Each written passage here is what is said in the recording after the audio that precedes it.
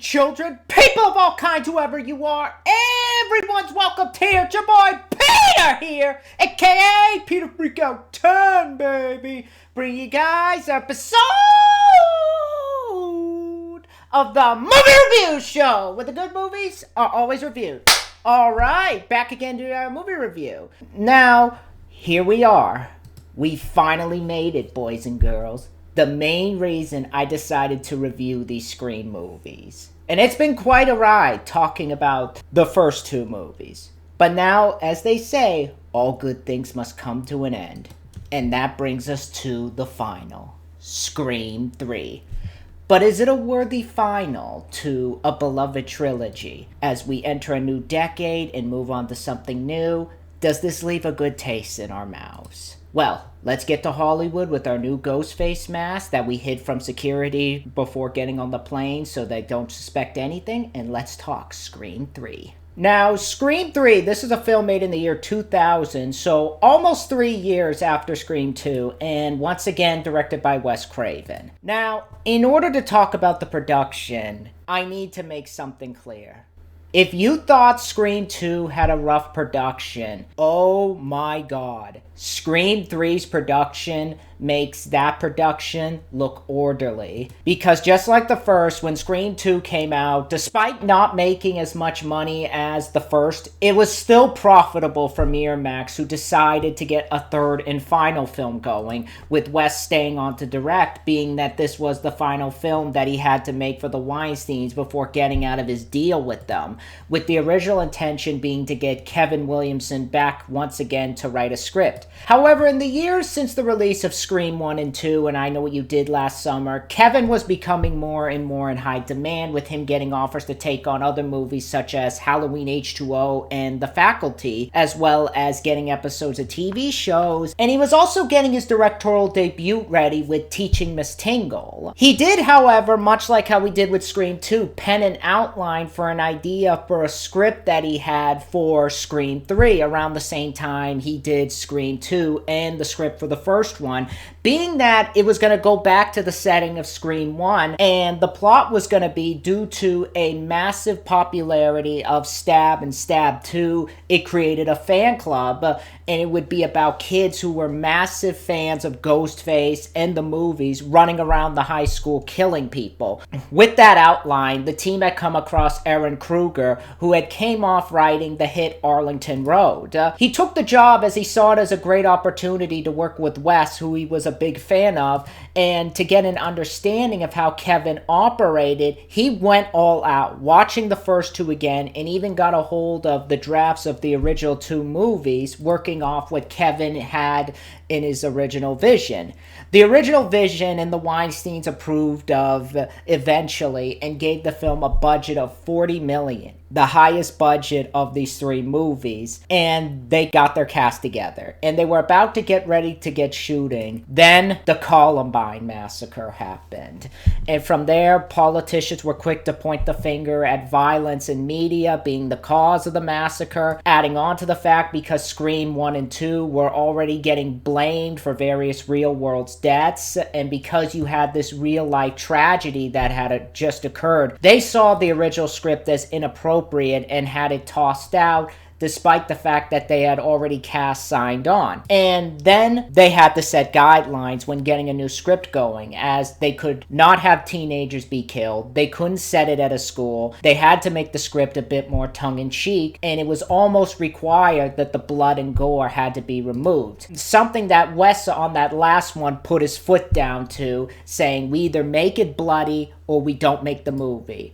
With Ehren taking those notes into account, he rewrote the script into what it is now, with Wes doing some uncredited work. Once the script was approved, they began shooting. And you'd think that would be the end of the problems. Oh boy, we are just getting started. The movie was shot in Hollywood this time, with some sets being constructed based on an idea Wes had on the fly, with makeup effects being once again handled by K&B. That's where more issues came on, though. When series regular Neve Campbell was brought back to portray Sidney, she was in the middle of finishing up work on Party of Five. This meant her availability for Scream 3 was limited, and the original ideas that they had for her character had to be tossed aside. These last-minute changes had Ehren rewriting the script for her as well as particular characters while production was going on. This made it harder for him to connect with the cast members in the same way Kevin did. To make matters worse, while shooting was going on, the Weinsteins suddenly decided to pull Ehren from the project and have him go work on another Miramax film, Reindeer Games of all movies, when the script wasn't even finished. So they had to scramble to get a new writer and finish the script while shooting was going on, and the new writer remains uncredited. And because of everything that had happened during the production of Scream 2, they had to keep security tight on who knew who the killer was. Things got no better as they found themselves also dealing with fights over the ending, which led to 3 different shoots until they could come to an agreement on one. Then, like the first, Wes once again found himself at war with the MPAA. During his time of which things got worse this time to the point that he considered stepping away from horror. Jesus. Eventually the film got an R rating, and to market it, they got it to have a feature cover story in Fangoria. The movie was finally unleashed though on February 4, 2000, and it opened to #1 at the box office, grossing over $13 million in a single day, and in its opening weekend it made over $34 million at the box office. It beat the opening that Scream 2 had, and it held the #1 spot for 2 weeks before falling to the #5 spot, and by March it made over $86 million at the box office. So, despite not making as much as the first two, it was still a hit for Miramax. We'll see on the final result later. However, the reception, though, was mixed, as on Rotten Tomatoes is a 45%, making it the worst reviewed film of the trilogy. Critics ripped the film apart for Sidney feeling exiled from the film, which kind of lowered the stakes a bit, despite Neve Campbell's performance being praised. Some felt the characters were thin and weren't as developed as the previous films, and this was also where people started to see the franchise had worn thin, something of which Roger Ebert gave in his negative review of this film, which would be a first, seeing as how he always had nice things to say about the films. With the audience side being much worse, as on the reception side there, it has a 38%. On IMDb, it has a 5.7 out of 10. And even there, it's the lowest rated in terms of audience side. So definitely shows everyone seems to be in agreement with this film. And I'll say this right off the bat, and I know some people may get mad at me over this, considering how Scream fans are. I don't get it. I know it's not a popular opinion. I know some people are going to look at me like I'm crazy, but I don't care.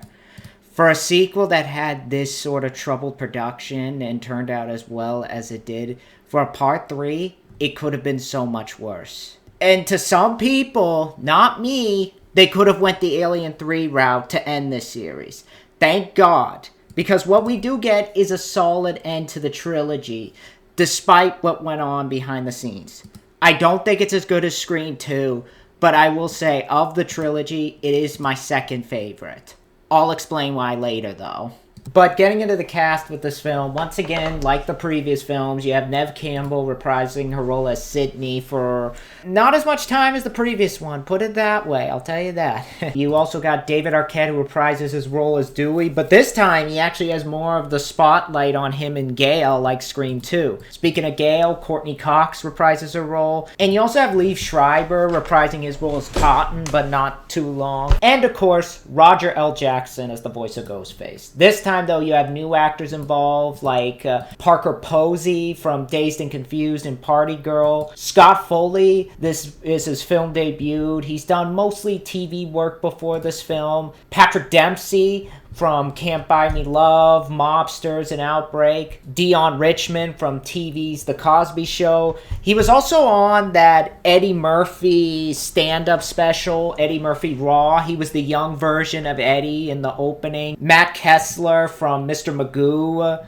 Lance Henriksen's also in this. Of course, Bishop from Alien, Pumpkinhead, Powder. And just like the first two, you have assortment of cameos from people like Jenny McCarthy from Basketball, Carrie Fisher, Princess Leia herself. She was also in the Blues Brothers and When Harry Met Sally. Roger Corman, yes, B-movie legend, Roger Corman.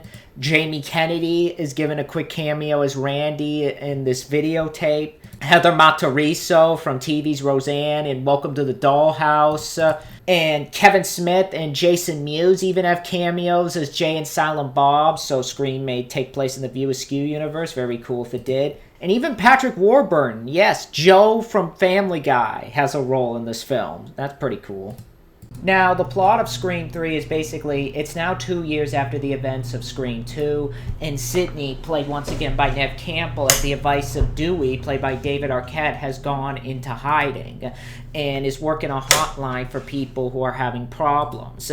Meanwhile, we see that Gail, played by Courteney Cox, is continuing to profit off the events in the previous films and is currently in LA promoting her book where the Stab movies are continuing on, and they are currently in production on Stab 3, with Dewey getting a relationship going with the actress in the film, Jennifer, whose last name is Jolie, a nod to Angelina Jolie, and played by Parker Posey, and working as a security guard for them. However, at the beginning, we see Cotton, played by Liev Schreiber, and his girlfriend get killed by another person in a Ghostface mask, and this killer starts targeting people on the set of Stab 3 and starts killing them in the order that they are supposed to die in the movie, all of which ties into Sidney's mother and her past. Into why the killer is killing people. And now the killer is trying to get to Sidney. So now it's up to Dewey and Gail to once again protect the crew, all the while Sidney starts dealing with visions of her dead mother. Will Dewey and Gail be able to find out who this killer is and what connection Sidney has to Ghostface? Or will the third outing finally be the last time we see Sidney Prescott? Not that I want it to be the last time, but, theoretically. Now, in terms of the story, right off the bat, I will say this. It's not as bad as I think everybody makes it out to be, but what I will say is that I still do have some problems with it. Because, first off, it is easy to see that Kevin's touch isn't on this film, and it's more someone trying to replicate his work. And you can especially see that with the film's tone, which a friend of mine, Mike, aka OCP Communications, brought that up. I mean, for me, it's not as noticeable as he put it out to be, but there is a few moments where I did kind of sort of get that.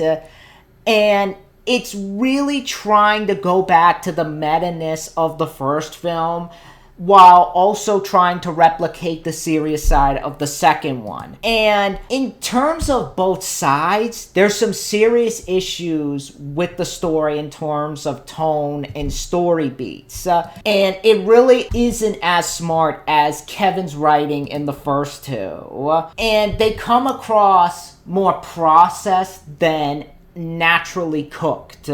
I will say this, right off the bat, I'll say, there were a couple moments I did laugh at, like the part with Jenny McCarthy when she's in the office and she gets mad at the script being rewritten again, kind of taking a shot at the rewrites in the script that the movie was going through. So I do like that. And the moment when Deon Richmond is running through the mansion when Ghostface attacks and he says something along the lines of, "I'm getting the hell out of here." That gave me a good laugh. So there are some funny moments, but there's others that are just more stupid to me. I'm putting it bluntly, and I have no issue saying it. Like the scene when Jenny's fighting Ghostface in the prop office, and she picks up a knife that she thinks will help, but the knife is plastic. That's something that belongs in a comedy, not a Scream where it's about being meta, and it's played with this serious music. And it's like, is this meant to be funny or scary? But then you get the serious side of the film. I do appreciate that this one attempts to hold on to the seriousness of Scream 2, and for the most part it does it well, but there are aspects in the writing there that don't make sense. Like the supernatural stuff that the movie suddenly decides to shove in, with Sidney having a nightmare about her mother. And it doesn't belong in a Scream film, especially when these movies have been set up in the real world and there has been nothing going on in these movies that revolves around the supernatural side. So why are we in a Nightmare on Elm Street territory now? Especially when you find out who the killer is and she has the same white sheet. And it's like, I'm saying she because you don't know who the killer is yet. I'll spoil it later, but it's like, how is he messing with her, or she messing with her in her dreams, yet has the same white sheet when they finally meet? It makes no sense. I know some people will bring up the voice box and how it sounds like Sidney's mother. I just saw the dude who was Ghostface, or the woman, fiddling with it, and then it sounds like Sidney's mother. That's my opinion. And I think some of these problems are at the forefront because not only is Kevin not writing the film, but because of everything going on behind the scenes. And I think had they been given more time to refine elements of the script, it could have been so much better. And that really hurts the film in some aspects, because there is a lot of good there in the film, in the script. I like the idea, like Scream 2, the change in location with it taking place in Hollywood. I thought that was a cool idea for a slasher. You don't see that many slasher films taking place in Hollywood. I like how they get around the fact that the killer is killing people again, since it is set in the real world and these victims are tied to the massacre, and he's killing people. She is killing people based on how they died in the film and the order of which they died. And even with the script lacking the smartness of the first two, there is some genuinely well thought out areas.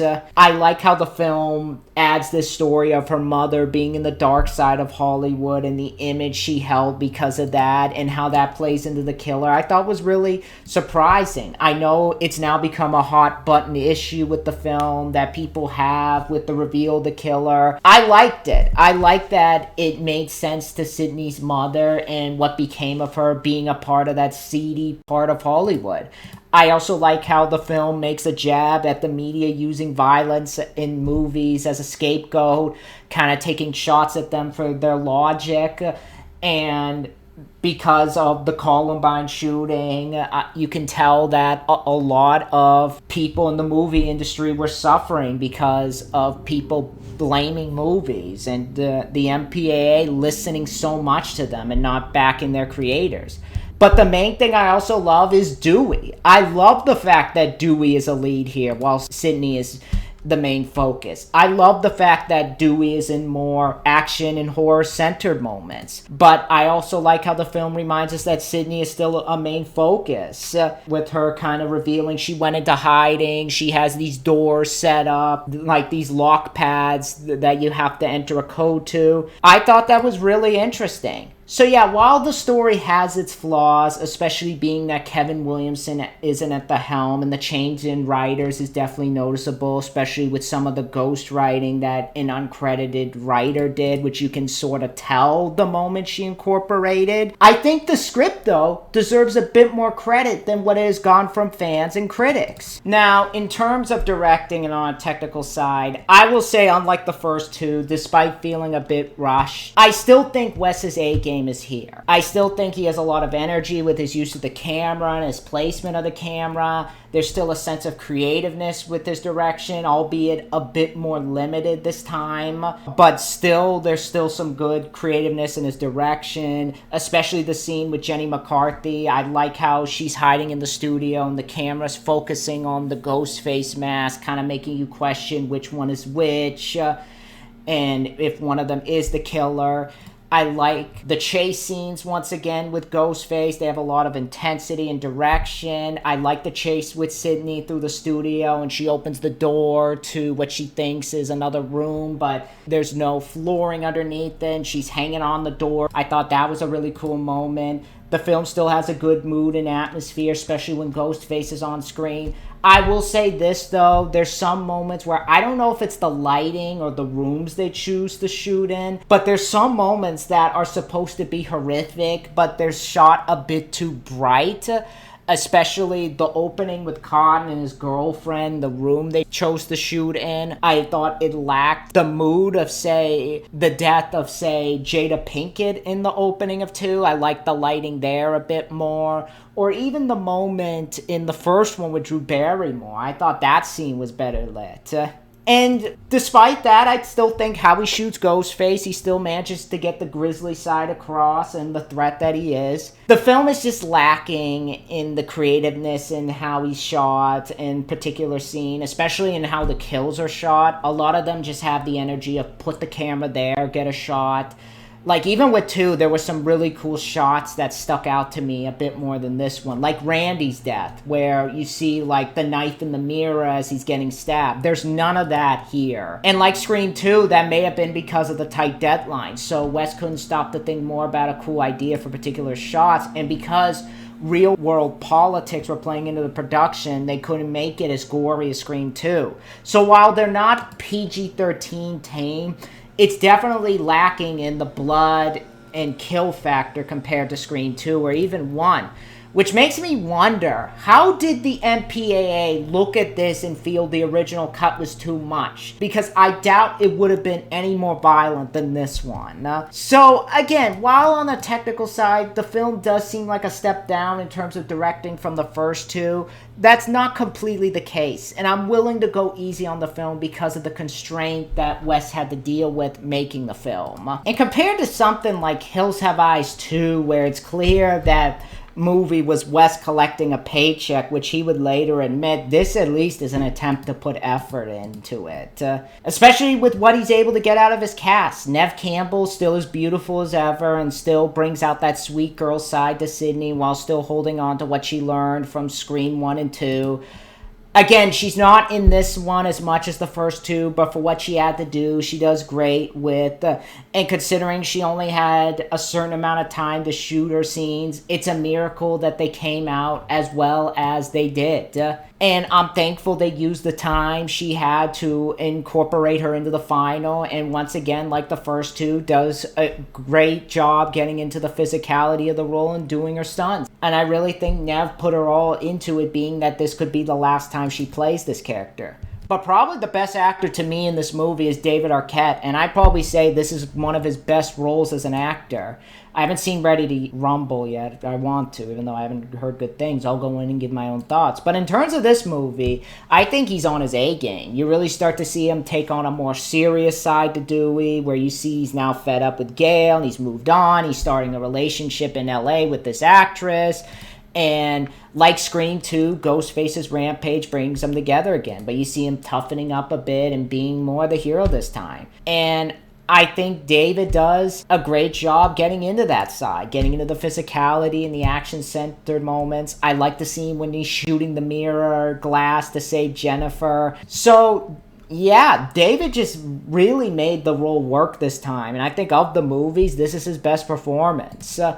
Courteney Cox also does great returning. I know there's that running joke about her haircut, which, getting this the fuck out of the way, it's not a bad-looking haircut. I've seen worse. But I like that this is where she realizes that this is all catching up to her, and she kind of sees that her work is costing her relationship with Dewey, which is something Scream 2 lacked, was seeing the arc from the first carry over into the second one, and her taking a second to realize that she's at fault and trying to fix it. I like that they did that here. And like the first 2, David and Courtney have a great chemistry with each other, with their real-life romance carrying into this film. Surprisingly, Lawrence Hecht also returns in this one. That was the actor who played Sidney's father in the first one. I was surprised to see him here. But I appreciate that they showed him here and how him and Sidney are still on good terms despite everything that has happened. They're still stable in their relationship, and I think Lawrence worked well with the emotion side that was expected for that scene. Of course, you can't talk about Scream without talking about Roger L. Jackson as Ghostface, and he once again does a great job giving Ghostface that scratchy, intimidating voice that if anybody heard over the phone, they would be running through the hills. This does have my favorite line that he has ever given when he's talking with Jenny McCarthy and he's talking as the director.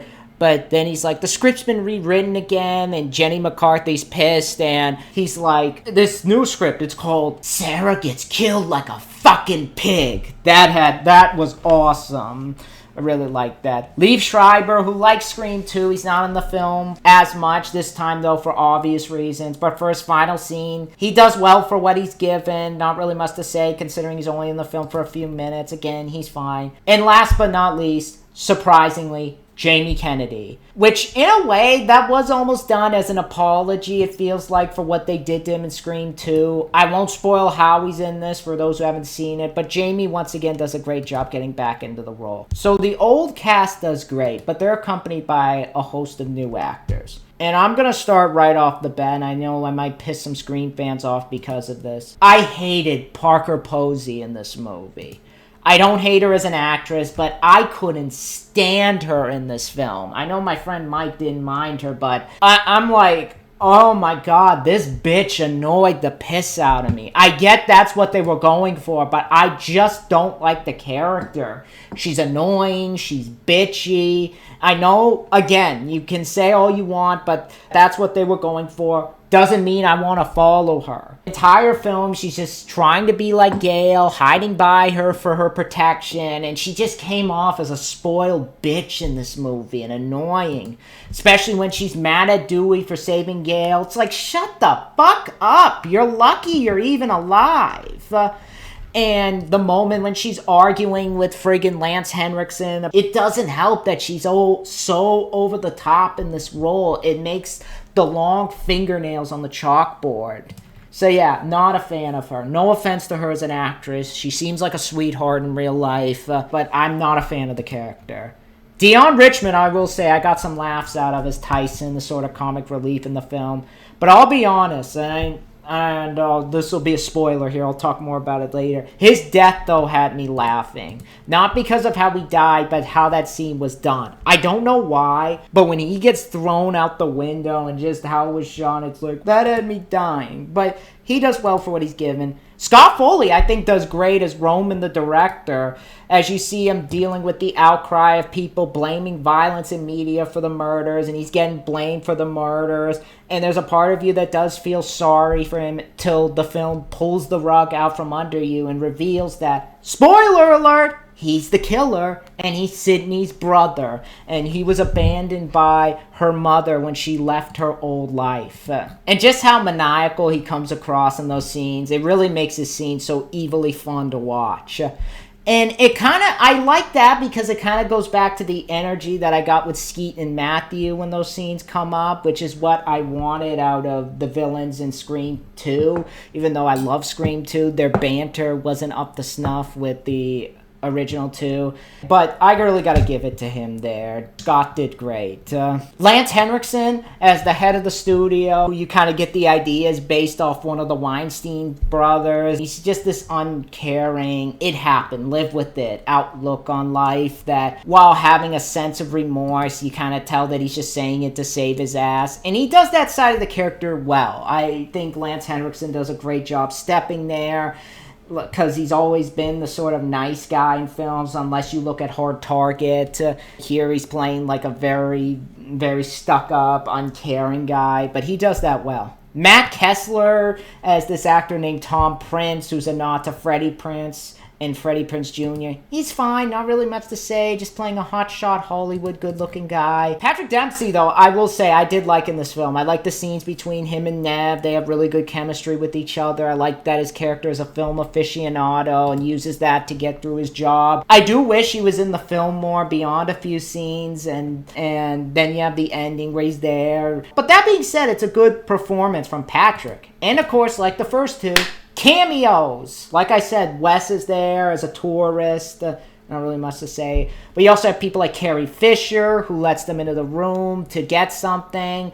And there's sort of a nod to Princess Leia there. That gave me a good laugh. Roger Corman has a small role in this as this guy pulling the plug on the movie because of the murders.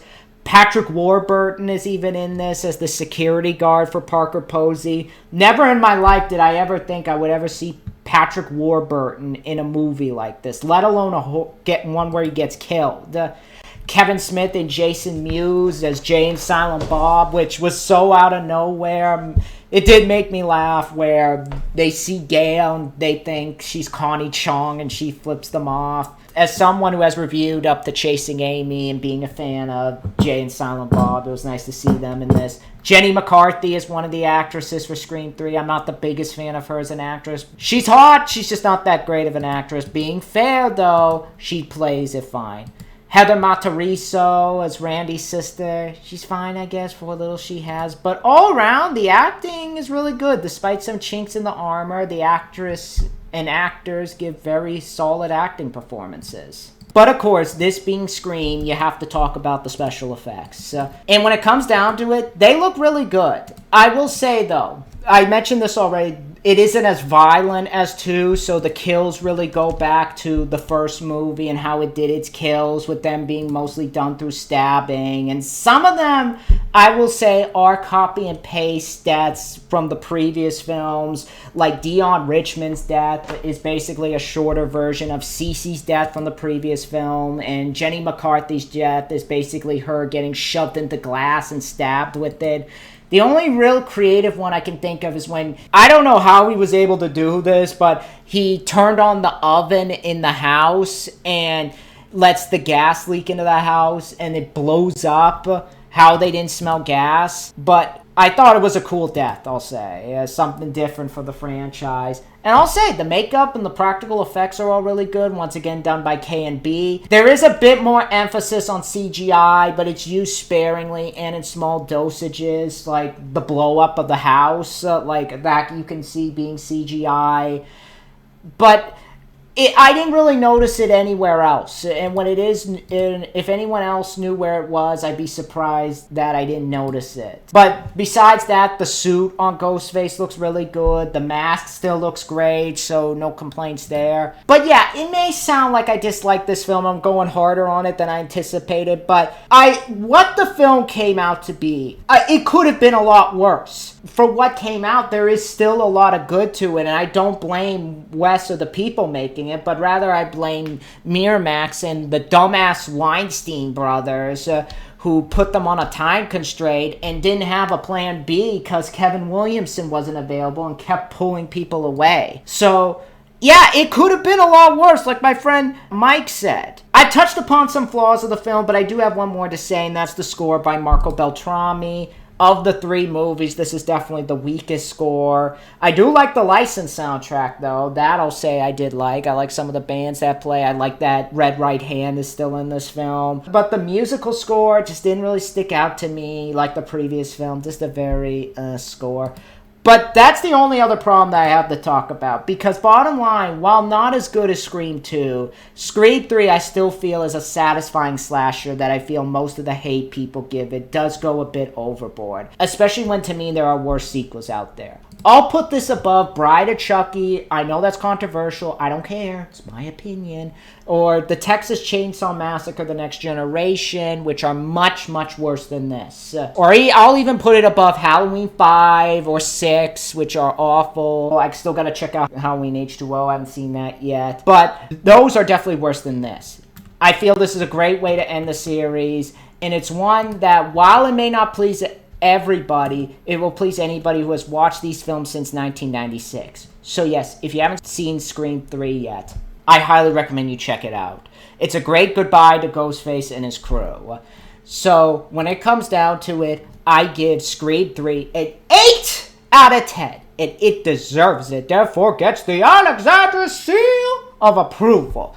Definitely a great way to end the series. It's definitely one that I think that really knew what people wanted and how they wanted the series to end. It may not please everyone considering its reception, but I still think those that go in with an open mind will have some fun with it. So, yeah, that is my review for Scream 3. And next time, I am going to work on my review of...